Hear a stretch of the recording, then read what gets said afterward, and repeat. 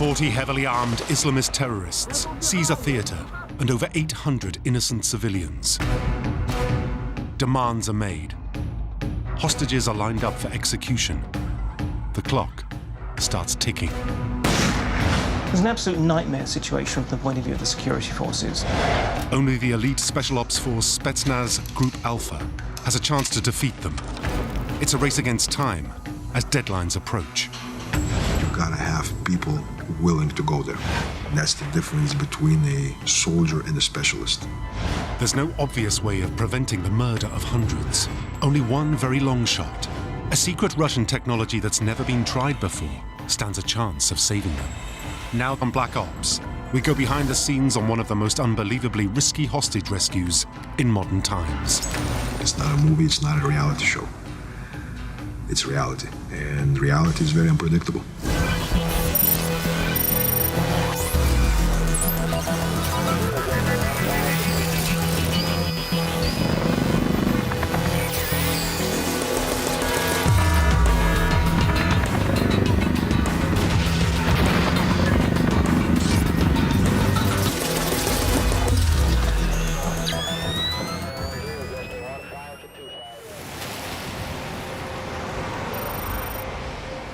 The crisis starts on an ordinary evening in an ordinary suburb of Russia's capital city, Moscow.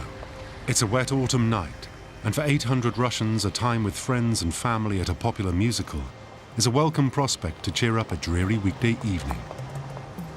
10 лет назад.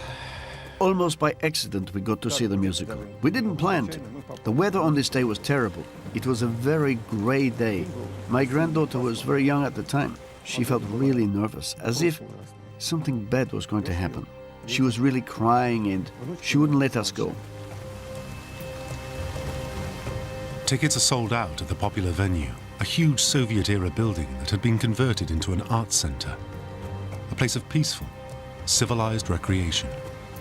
In some ways, what was particularly striking about it was that it was not striking. It was not a particular high-prestige target. This is the theatre's actual recording of that fateful night's performance of a romantic comedy set in the 1950s, with a plot featuring cheerful Russian soldiers. Just a block away, 4 vans with a force of 40 heavily armed Chechen terrorists are closing on the theatre fast. Нам понравилось. Мы посидели в буфете. We were enjoying it. After the interval, we went back to the second half, and there was dancing. And that's when the siege started. Захват.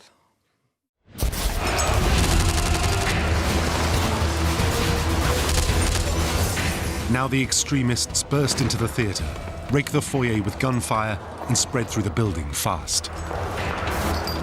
They're suicide bombers, who for years have been at war with Russia. Islamist jihadis from a breakaway republic who'll stop at nothing to get their way. Now they've brought their campaign of terror into the midst of Russia's civilians. The theatre's recording reveals the moments the terrorists take over the building as they seal it off from the outside world.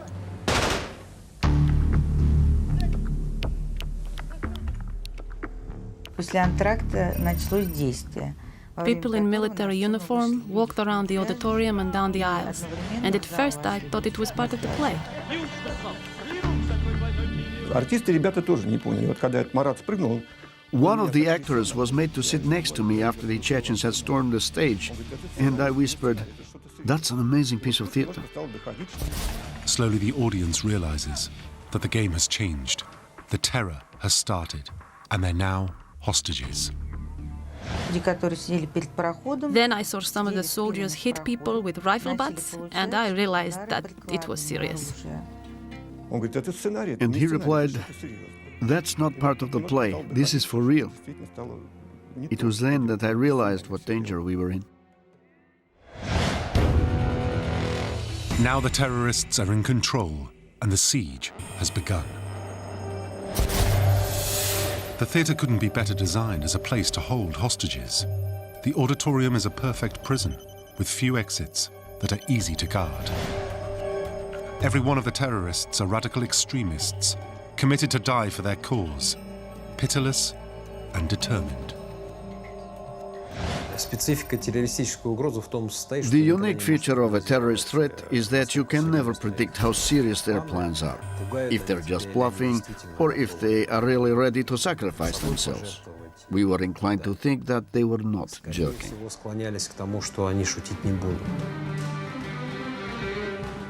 With alarm bells ringing in every security department in Moscow, the worst possible scenario is now a reality. It was an absolute nightmare situation from the point of view of the security forces. It really is the last thing they wanted. They knew from past experience that the Chechen terrorists would be, if necessary, willing to blow themselves up. Amongst the terrorists, there would be people who had had experience fighting during the guerrilla war, and therefore, they knew how to use their weapons. They were unlikely to listen to humanitarian appeals. It looks like a no-win situation for Russia's authorities. Their only hope? Spetsnaz Group Alpha, an anti-terror unit the envy of the world. Soldiers built to take on terrorists, hardened by years of confronting Chechen attackers. But even for them, a mass suicide bomb attack and 850 hostages is an almost impossible challenge. Within minutes, the elite of Russia's anti-terror strategists are scrambled. It's clear that conventional tactics won't work. Their solution? A secret gas technology unknown outside Russia. But there's a problem. It's completely untried. If it succeeds, it'll beat the terrorists. If it fails, the consequences are unthinkable. Orders from the Kremlin summon every fighting man in the city, and Moscow's barracks are emptied as hundreds descend on the theater.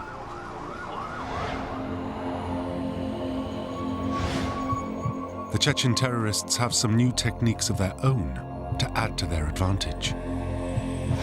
Never seen before, female suicide bombers, the so-called Black Widows, women who've lost their loved ones and are willing to die for their cause.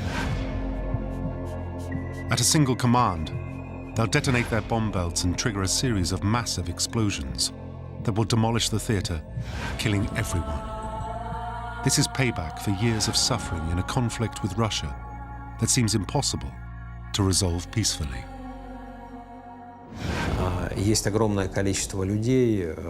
A lot of people passionately hate the Russian government and project their hate on all Russians.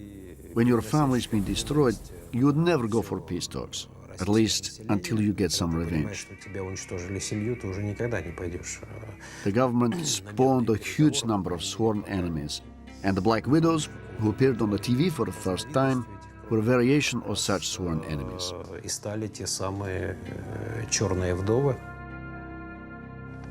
The Chechens make sure the Black Widows are constantly on display. They appeared in absolutely all footage, in journalistic as well as that made by terrorists themselves. All of them were dressed in black and were wearing suicide bombers' belts. Their main task was to show that they were ready for everything.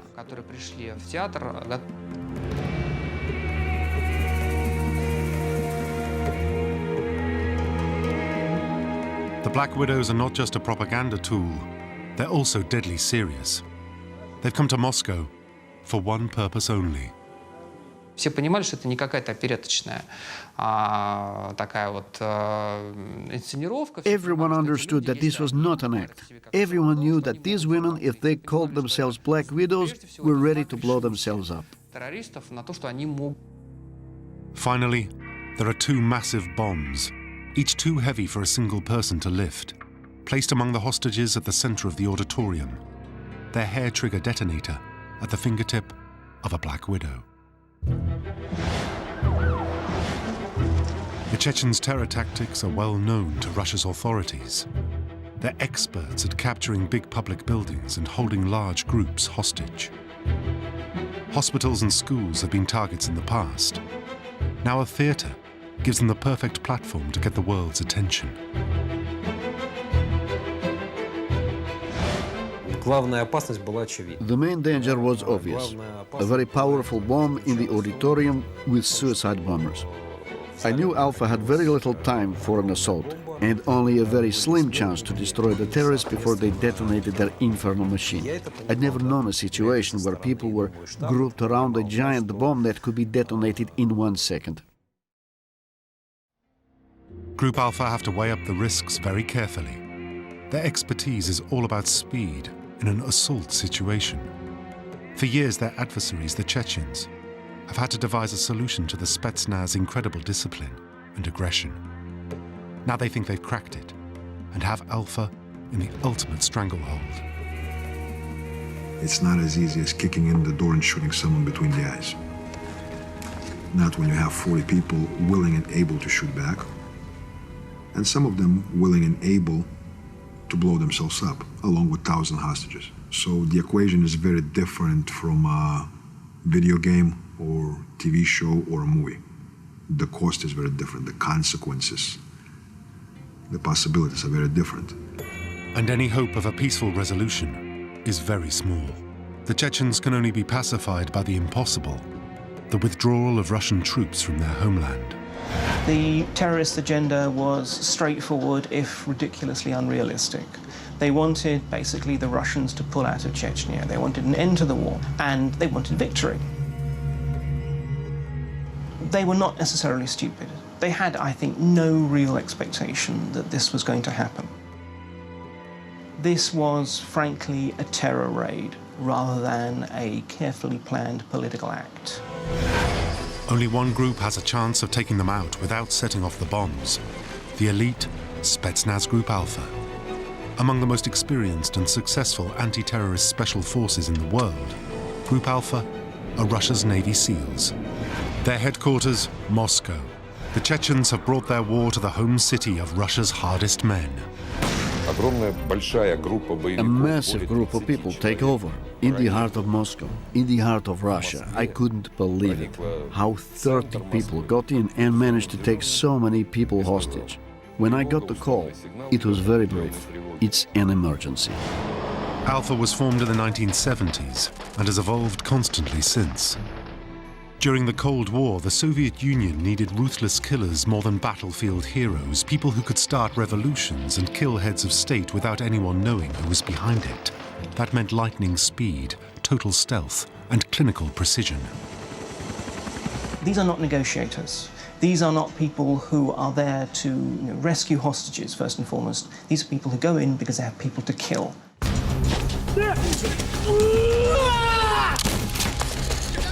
Alpha training is the toughest in the world, with levels of brutality and extreme personal endurance that in many armed forces would be illegal. They go through a sort of phenomenally brutal training regime, which culminates in sort of a 12-minute period where they have to take on 12 experienced special forces in hand-to-hand combat, and all they have to do is just basically stay standing at the end of that 12 minutes. But even so, a lot of them never get through that. You cannot just wish for it. You have to learn it, you have to ingrain it in people, and there is a method to that madness. But Alpha operatives are trained not just to be physically tough, but to be extremely mentally capable as well. Training is the most important part, not the hardware, the toys, the technical implements. You become a thinking fighter, thinking operator, versus someone who follows the script. The glory days of Russia's special forces were Afghanistan in the 1970s and 80s. They were sent to Kabul to kill the Afghan president, and in the raid lost only 2 men. But after the Cold War, Russia's biggest problem was terrorism, and it was Alpha that answered the call. They are among the world's great experts in dealing with hostage-taking and specialize in extracting people from a massive range of different environments. If you were an Alpha officer specializing in storming airplanes, you would train all day long to storm the plane blindfolded. You'd know where every rivet is. You'd know how to open the aisle cover, how to penetrate the plane through the service doors, and so on.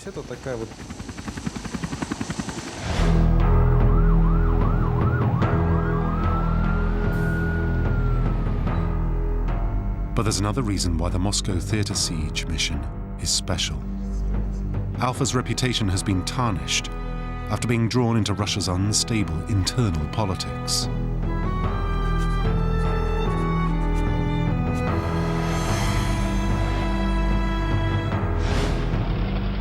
The unit's reputation reached the ultimate low in 1991, when it was ordered to crush popular support for the government and back a coup by hardline communists. Трудные времена для подразделений были всегда, особенно в те моменты, когда мы... There have always been hard times, especially in those moments when we realized that our division was being misused. Our primary objective is fighting terrorists, the homeland enemies, and we have always perceived and still perceive internal conflicts with suspicion. The attempted coup turned Alpha from the heroes of Afghanistan into the attack dogs of Russia's secret police. Конечно, это был шок. Понятно, что офицеры очень переживали. То есть нас не готовили. It all came as a real shock. All the officers had a very hard time. We were not prepared to fight our own people. We all saw ourselves as an elite unit whose mission was to save people. And we were seeing through our helmet visor people just like our mothers, sisters, brothers. We had no desire to use special techniques on our own people. Naturally, this affected the combatability. It is one thing to fight your enemy, and another thing, your own people. Now, 11 years later, Spetsnaz Group Alpha have their chance to assert their integrity as defenders of their nation by taking on its most deadly enemy in the heart of the country. But it's a chance that comes at a price. It will be the toughest test ever of their formidable skills. Alpha's elite planners know they have a challenge from the Chechen terrorists that is uniquely tailored to stop even the fastest assault. The weapons that usually guarantee success, speed and aggression, can't work in this situation. So careful planning, calculation and timing are crucial to give Alpha every chance of success. They had to act fast, but on the other hand, they had to prepare as much as possible. They had to try and scope out the area. They had everything from listening devices to using fiber optic vision devices to try and see what was going on. They had to run a few mock-up operations just so that their special forces had a sense of where they were going and where the targets were. So it's this balance. On the one hand, you don't want to leave it too long so that something bad happens, but on the other hand, you don't want to rush it. But even with the best planning and timing, Alpha is outmaneuvered by the simple fact that suicide bombers only need to press a trigger to inflict mass casualties. Stopping that is beyond conventional tactics. Moscow has been on high alert for a major terrorist incident for over a year since 9/11. Already this year there have been attacks on subways and residential properties. Now the city is facing a crisis on an unprecedented scale. This wasn't a standard situation. In the history of the special forces, this was a first in Moscow. Alpha are specialist siege commandos. This is what they train for night and day. The challenge of the suicide bombers' belts is big enough. Each might kill 30 or 40 people. But the giant bombs are powerful enough to kill everyone in the auditorium, all 850. It's clear that Alpha's planners have to come up with a radically new solution that will give their men the edge. For the hostages surrounded by suicide bombers vowing to die, an assault by special forces is a terrifying thought. Calling their families and the media, they do everything they can to stop Alpha from attacking. Вот они все и звонили своим родственникам и говорили, что... They were making phone calls saying, please don't let them storm the theater, please negotiate peacefully and carefully, and maybe you'll be able to find a peaceful solution. To increase the pressure on Russia's authorities, the terrorists have been releasing footage of the hostages, and they're careful to avoid revealing anything that might be useful to attackers.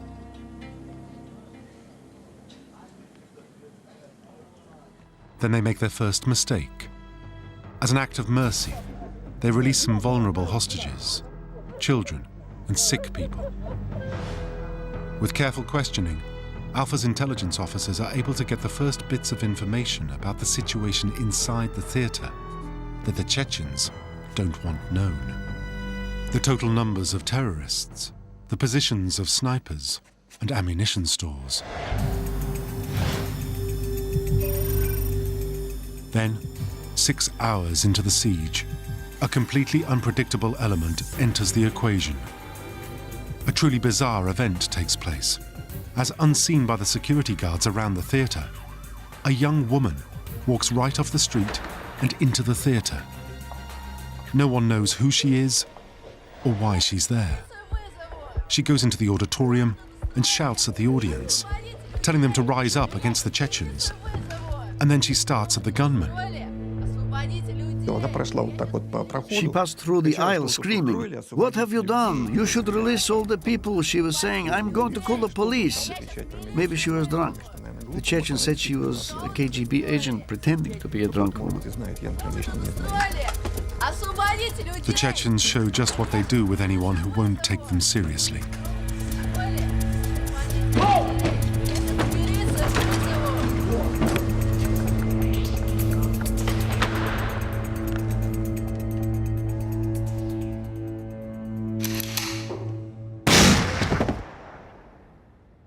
The woman was a 26-year-old local shop assistant, Olga Romanova, with no connection to the hostages or the theatre. Что-то изменилось. После того, как они начали стрелять, конечно, изменилось. After the incident with Olga, just after it happened, the whole mood among the audience and terrorists changed. From then on, there was a different atmosphere, and everyone understood that this was something that might happen again. It was much more serious. Они тоже.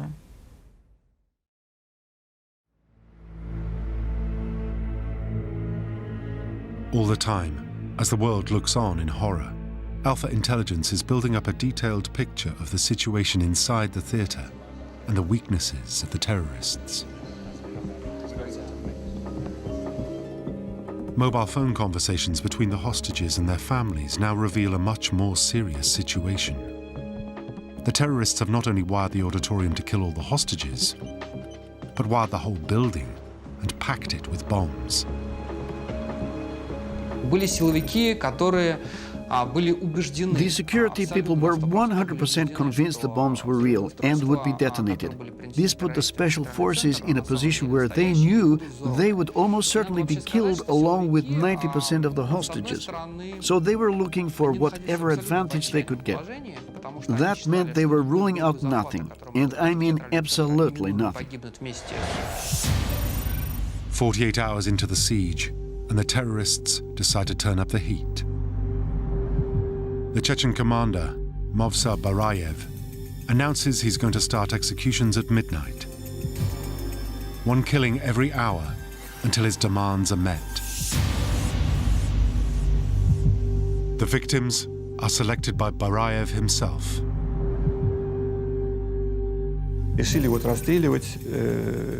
There was a decision to shoot 10 people on either the 4th or 5th row, and just after this information started to spread around the hostages, one of the Chechens came and sat down at the end of the 5th row, wearing a mask, and everyone now expected that at any minute something would happen to the people in the 5th row.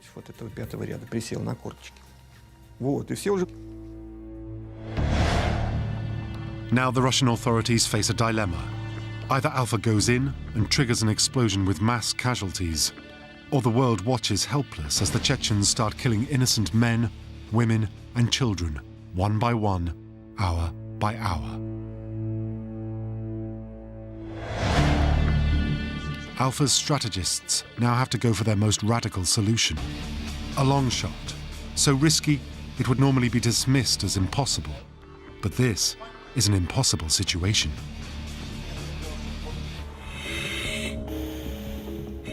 For years, Russian military scientists have been working on a secret formula for a knockout gas that will stop any aggressor in his tracks.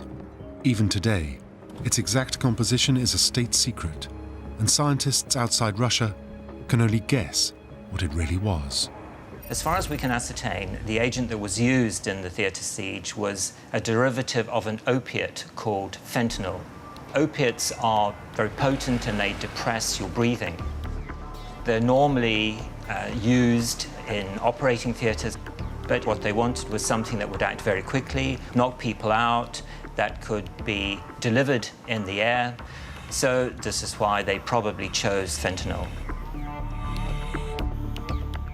In complete secrecy, Russia's military scientists have figured a way to multiply the strength of a powerful medical anesthetic by a factor of several thousand. If this top-secret, untried chemical can somehow be piped into the theatre without anyone noticing, it might just sedate the terrorists enough to stop them from detonating their bombs and give Alpha a chance of taking them out in an assault. It sounds like something out of science fiction, but it's about to get the green light from President Putin himself. This is absolutely a one-off. Sometimes gases from knockout to tear gas have been used, but never has it been used on this scale, in these kind of concentrations, to flood an entire area with knockout gas.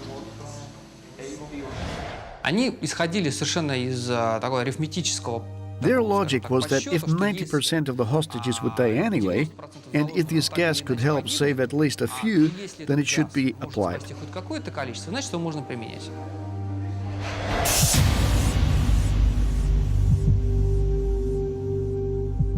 But even if they use the gas, there's a problem. The Chechen leader Movsa Barayev is going to start executions at midnight. That's just 2 hours away. To get the gas equipment inside the building and then fill it up so it knocks people out is going to take far longer. Even with the secret weapon, it looks like there's no way of stopping the executions of innocent civilians. Outside the theatre, special forces units from all over Moscow gather knowing they face a formidable enemy who make up in determination what they lack in skill. The Chechens were an interesting mix. They ranged the whole gamut from people who were really experienced fighters, who had done the national service in Soviet times, then they had actually gone on to become anti-Soviet rebels and had fought through the last decade or so of civil war and insurgency within Russia. They therefore knew the tradecraft of how to fight, and they also had a degree of discipline and esprit de corps. And the terrible destruction brought by war in their homeland means that they will stop at nothing to get even with the Russian authorities. They were, on the whole, motivated by loss, by anger. There are a certain number who were, for example, members of their own family had been killed. In some cases, they had been arrested by the authorities and then were never seen again or turned up in some ditch. So they didn't necessarily have the same skill, but by God, they certainly had commitment and determination to eventually pay the Russians back for what had happened. It isn't long before the gunmen get a chance to demonstrate once again how ready they are to kill innocent civilians as an anxious relative decides to take matters into his own hands. A middle-aged man, Gennady Vlach, strides into the theatre and demands that the Chechens release his son. And the Chechens waste no time in deciding how to respond. Any doubts that the terrorists mean business and have no difficulties killing Russians whenever it suits them have now been completely discarded. Alpha's strategists have hours to get the gas working if they're to prevent the start of executions. The trouble is, that simply isn't possible. And there's another factor ramping up the time pressure. Days without sleep and massive stress means both hostages and captors are getting jumpy. The sense is that just one individual can do something silly, or else just bad luck. For example, let's say some of the hostages try to take matters into their own hands and it could lead to a massive explosion. The most important thing they're all afraid of was the psychological fatigue of the terrorists, so everyone was aware that there was a time limit.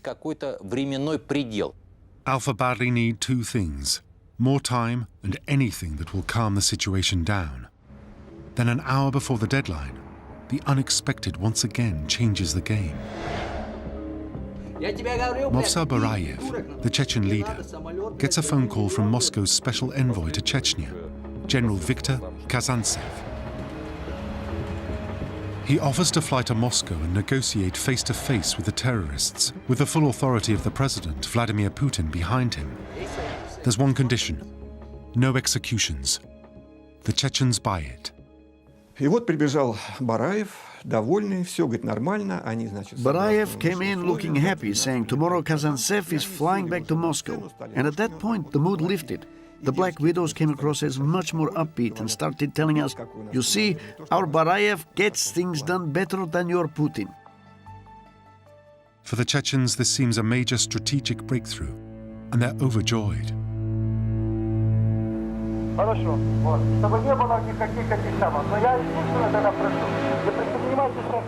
This is the actual wiretapped conversation between Kazantsev and Barayev, cutting a deal to delay the executions.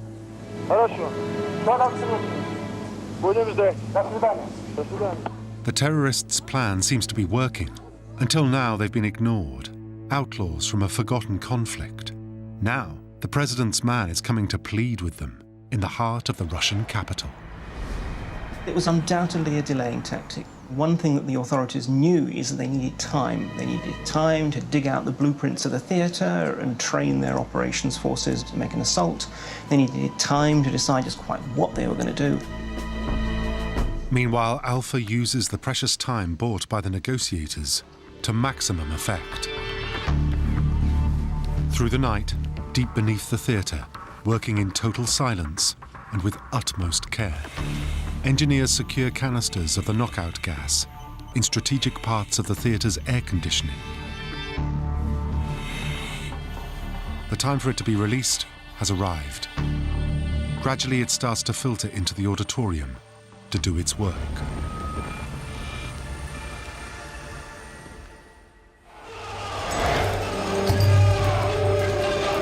Aware that something is happening, the Chechen gunmen run from the auditorium and leave the Black Widows at their posts.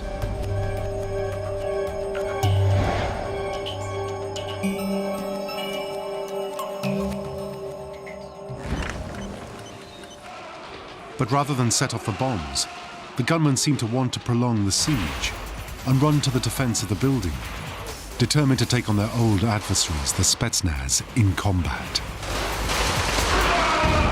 But there isn't anyone to fight. Alpha Group still has to hold back. If just one Black Widow is conscious, the whole theatre could still blow. And every minute that the auditorium fills with the powerful agent, the danger to the hostages increases. One of the problems is where you release the agent, so you have to use air vents. And you've got to ensure that the agent you release will knock everybody out quickly. So this means that you have to pump in huge quantities to reach the people at the far end of the theatre. And in pumping in large amounts, what you're going to end up doing is giving some people at the far end of the theatre enough to knock them out. But the people close to the vent are going to get many times the lethal dose of an agent. Soon after the release of the gas, the first signs of its effects emerge. Semi-drugged hostages manage to escape the auditorium. It's clear the terrorists are no longer in control. Now is the time to strike. The waiting's over. The word comes from Strategic Command to go. When the officers received the order to enter the building and destroy the terrorists, all of them were 100% certain that in the event of an explosion, no one would come back alive. Такого не получится. It's our job. If you're going to think about the mission too much and what will go wrong, it's not going to help. You go into zombie mode, autopilot, to fulfill the mission. It may seem cold, but it is necessary. Taking out as many Chechens as possible before the order to detonate is now the top priority. Alpha's legendary speed cuts down the gunman in seconds. It would have been good to take some terrorists alive to question them. But when you're there, in that situation, you have weapons, they have weapons, and you need to fire before they do. It's a quick decision. And in the auditorium, Alpha kill every Black Widow without a second's pause. Some die before they can detonate their bomb belts. Others press the triggers, only for the belts to fail. But the theatre could still blow at any moment because there's still one person who can inflict mass casualties. Now seconds count in the hunt to stop the Chechen leader, Movsa Barayev. We were expecting Barayev to be in the auditorium with the bombs, and he wasn't. Movsa Barayev is loose in the building. Now Spetsnaz have to find him and stop him before he puts into action the terrorists' ultimate sanction: detonation of the bombs. Eventually he's traced to a storeroom behind the theatre's cafeteria.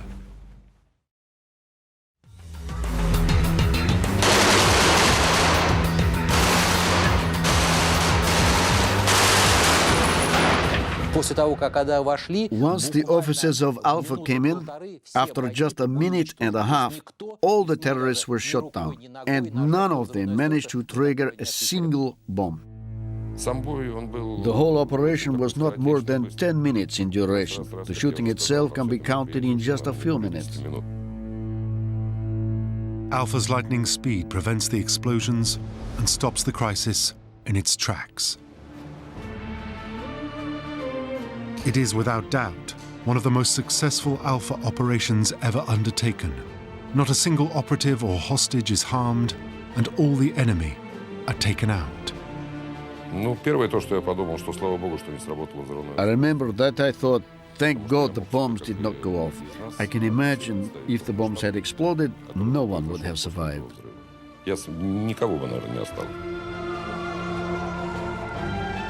The first hostages are pulled to safety as the whole world watches the extraordinary success of the elite force after 3 days of agony.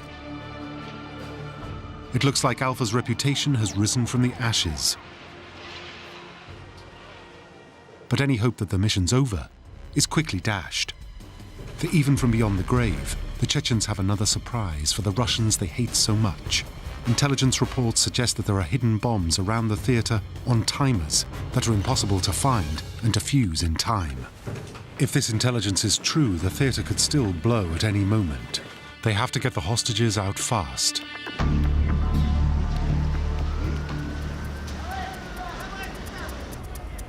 With extraordinary haste verging on panic, rescue teams sweep into the building. Their task: to haul out the unconscious hostages in a race against time with an unknown number of ticking bombs beneath them. But in a siege beset by surprises and unexpected twists, the greatest of all is about to unfold in front of the world's TV cameras. The Dubrovka operation should be divided into 2 major phases. One which involved Alpha units who did their job, and another one that happened afterwards. As phase 1 of the military operation is completed, the job is now to get the hostages out of the theatre. Alpha were not essentially tasked with getting the hostages out.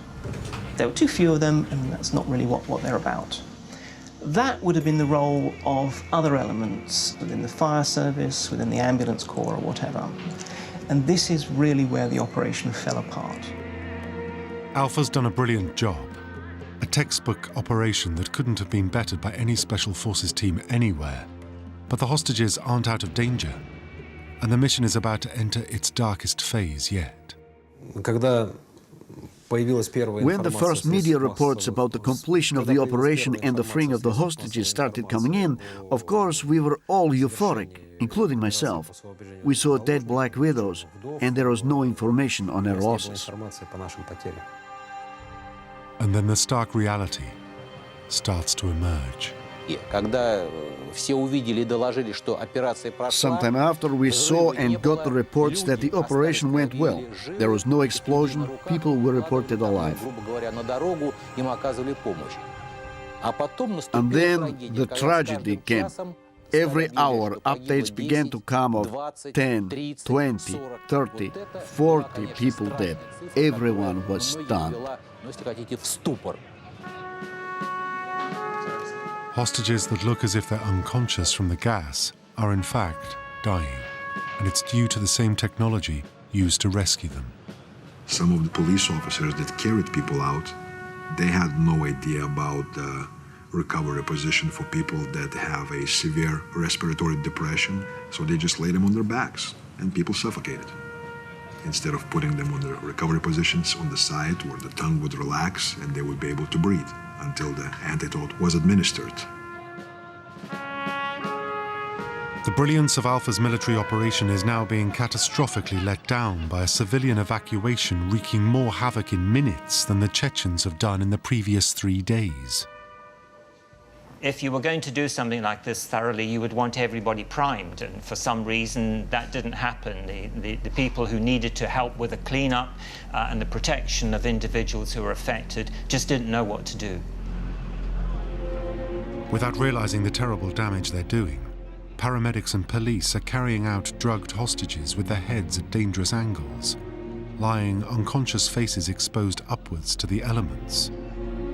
Completely helpless, hostages are suffocating, choking on their own vomit or gagging to death on their tongues. It was quite clear that the way people were brought out and just dumped when they came out of the theatre, that no thought had been given to the fact that people's breathing might have been compromised. So there was very little coordination. A lot of people who were involved from the medical perspective hadn't been told that it was fentanyl that was used, so they didn't even know how to treat the individuals concerned. And therefore there was this awful vacuum.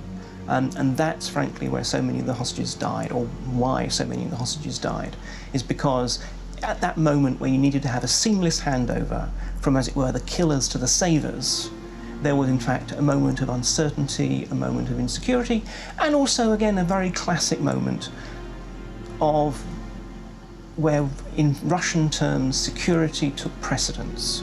That until people were absolutely certain that there were, for example, no terrorists amongst the hostages, none of the hostages could be removed, because you had to make sure you got all the terrorists. And it's not only that the evacuation teams aren't organized to deal with drugged hostages, they haven't even prepared enough supplies for the hundreds who need treatment. An antidote to the gas exists, but is only available in tiny quantities with a handful of people qualified to administer it. In the hours and days that follow the siege, the city's hospitals struggle to cope, and the death toll steadily climbs. People simply didn't know what to do. They didn't imagine the scale of what needed to be done. And as a result of that, some of the hostages that could have been saved were not saved. You know, it's very unfortunate, it's very sad, but sometimes it's the fact of war. You know, things do not go perfect. Things don't go perfect. We wish they did, you know, yeah. Every operator in every military, especially a Tier 1 operator, what is his wish in a situation like that? Of course, to save every hostage. Okay, does it work that way every single time? Again, it's not a movie, it's not a reality show. It's reality, and reality is very unpredictable. In all, 133 people die in the 2002 Dubrovka theatre siege. Only 3 at the hands of the terrorists. Nearly all the fatalities are caused by the gas used to rescue them, either overdoses or because the unconscious are mishandled. I think everybody understands that although 133 people died, in the circumstances it could have been 1,000. The full scale of the tragedy could have been very different. I was miserable. It was a real tragedy. Because of the tragedy, the Alpha teams involved don't call the operation a success. The only success was the killing of the terrorists, and that the majority of people were still alive. But generally, it was not a success, because more than 100 people died. It's not that we didn't work hard enough. It wasn't because of bad planning. It wasn't Alpha's fault. We don't feel proud of what we did because it's our job. The deaths become all the more poignant when it's revealed that the giant bombs in the theatre were fakes all along. And some of the Black Widow's belts were duds. Even though Alpha themselves were unaware of this at the time, it leaves the impression that the use of the gas and the deaths that it caused had all been for nothing. Media observers start talking about the operation as a tragedy. So 130-some hostages dying is a tragedy? Absolutely, a huge tragedy to every single family that lost loved one. It would have been a little bit bigger tragedy, thousands of them dying in few huge explosions. And in the long run, it would have been even bigger tragedy if a state, a country, succumbs to the demands and people like that, capable to do something like that, achieve what they want to achieve. The irony is plain to all, that the expertise of the military is only mirrored by the failures of the civilian rescue effort. In the years that follow the Dubrovka theatre siege, the families of the hostages who died, and many hostages themselves, campaign for compensation and continue trying to get justice. The precise details of the gas used have never been revealed, despite repeated requests from doctors treating survivors. But Alpha's achievement remains unblemished by the siege. It didn't really tarnish the reputations of the special forces themselves. It instead was regarded as it were, that the fighting men did their job. It was the Kremlin, it was the administration, it was everyone else who in effect let them down.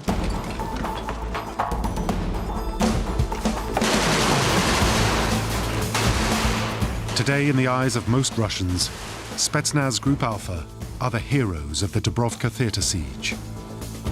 For the kind of liberal, anti-government protesters who are marching in the streets of Moscow, it shows how the Kremlin is brutal, heavy-handed, doesn't mind letting people die as long as it kills its enemies. To be honest, though, for the majority of Russians, actually what Dubrovka says is that Russia is still strong and determined, and if you mess with Russia, then you can expect a devastating response. The extraordinary achievement of Spetsnaz Group Alpha at Dubrovka stands unchallenged as one of the most daring and technically brilliant operations ever undertaken to break a siege in counter-terrorism. Among the world's special forces, Spetsnaz Group Alpha enjoy an outstanding reputation.